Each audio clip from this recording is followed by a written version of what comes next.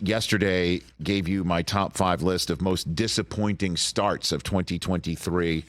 And speaking of feeling different in the way we just said, it feels different for Texas that it does appear they do look back after all the years of everyone saying Texas is back, and they wind up with 3-4 losses on the season anyway.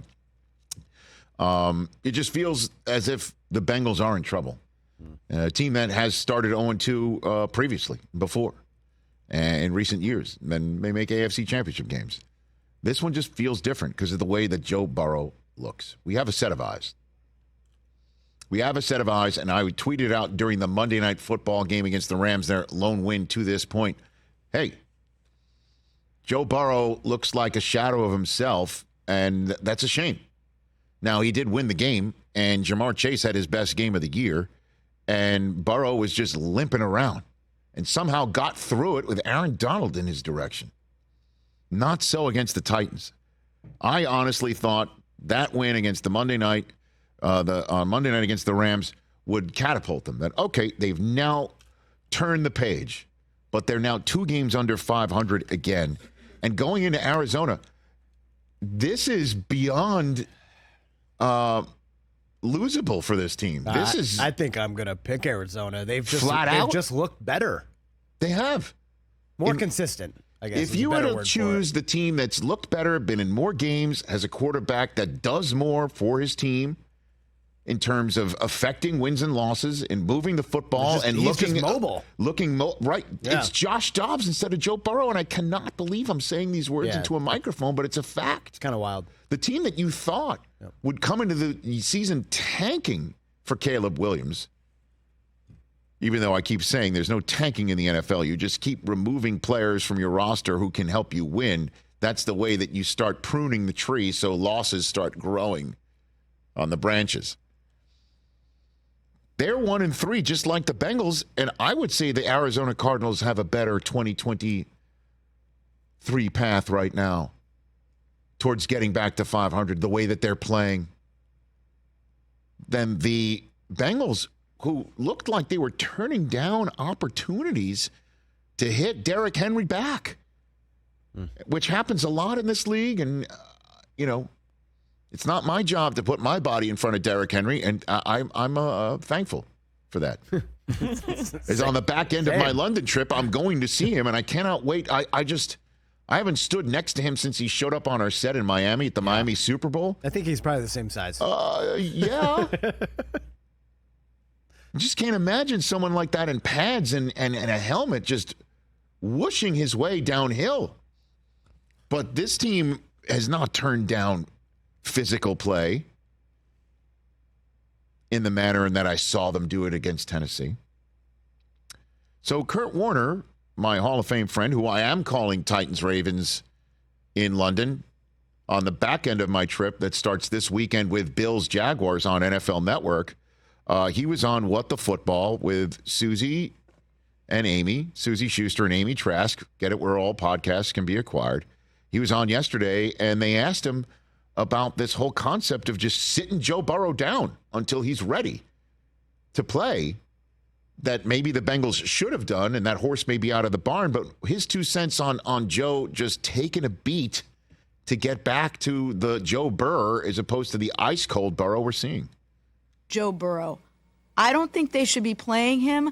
I think they should be sitting him for a number of reasons. But what matters to me right now is I want to know what you think. If I was Joe and I could get out there and play, I'd be out there playing. I mean, that's the nature of what we do. And, it's one of those things that, we always say to ourselves, or we hear people say, well, he should play if he gives the team the best chance to win. But if there's somebody else that maybe gives the team a better chance to win, then he should sit down, or the coaches should sit him down.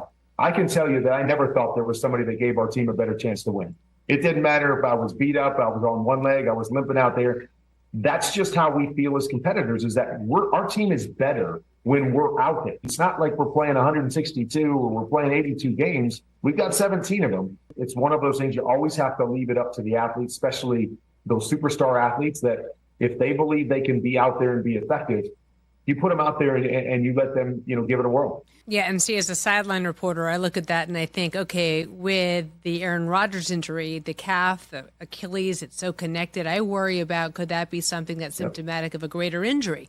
So I think to myself, well, maybe is it worth the rest? Is it worth the time to let it heal more effectively? I mean, that's also the Kevin Durant way to look at it, right? Yep. Calf injuries can turn into something far more significant when you're speed bridging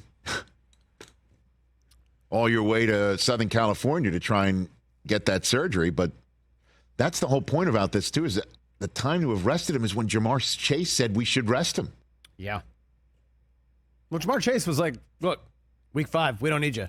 Like, get right, get healthy, come back for the stretch run, rest of the season. I know, and that's the whole point of this. And we had Zach Taylor on, too. And he was asked earlier this week if Burrow was going to go in Arizona. He called it a strange question. Jake Browning is the backup. And, there's absolutely no history there for this rookie. Out of Washington. That's what I'm saying. Could they have, this is the hindsight part of it, could they have gone 1-3 with Jake Browning? Yep. And then Burrow's coming out. Or Burrow could have easily tweaked his calf, and this is the way it's going to go. And we just got to see. It just doesn't seem like he's pushing off his lower frame to get the ball where he needs to get it. 1-4 losing Arizona would be red alert, to use the phrase that's down there in the desert right now. What's their schedule? And then home for Seattle. It's tough. By, worst case, you're looking at 1-7. Because they're at San Francisco and home for Buffalo, and then a ton of nationally televised games. Early Thursday game, early week 11 game at Baltimore. They got to go to Baltimore in a short week, guys. At Jacksonville on a Monday night. You see Houston on the schedule when it comes out, you're like, okay, cool, that's a win. Not the way they're playing right now. Not the way C.J. Stroud looks. Looks like a top 12 quarterback in all of football right now. In a matchup of 2 former Ohio State quarterbacks, right? Any chance you get. Poke. I'm not poking. Ask a Buckeye fan. They own him. They own Burrow. Will they own him if he's 1-4? Suddenly you puff your chest out. Yeah, he's the guy. He's the guy that we sent to Ed Orgeron so he could become Joe Burrow. Go Tigers. Yeah, you're right. Now, see, you do give me an opportunity. I'll keep digging. Yeah. See? But I can also understand. It can go south quick after the bye. I could understand what Kurt's saying too. Hey, you're Joe Burrow. You're like, I'm not handing it to Jake Browning. What are you talking about? And I get that too. But at some point, it's long term. It's health. You just signed your big deal. You got your money. Like, get healthy for the good of the team. Long term future. No way, man. Would love to know what that golf cart conversation between him and Mike Brown, the owner of the Bengals, where Mike Brown pulled up basically on that Friday of the Monday night win week to I don't know what that conversation was about. Like, hey, you all right? What is it? Everyone thought that was him basically saying, you're not playing Monday. And then there wasn't the difference between wins and losses, man. After the win, we're like, okay. I was sitting here thinking, okay, you got through it on 1 week, so next week it'll be better.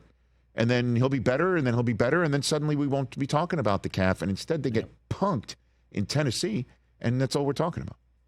And it's a conversation that Kurt Warner's chiming in on, saying, if I were him, I'd keep playing. But Susie's point is we've seen calves become worse. Catch the Rich Eisen Show every single day on the Roku channel, 12 to 3 Eastern, for free.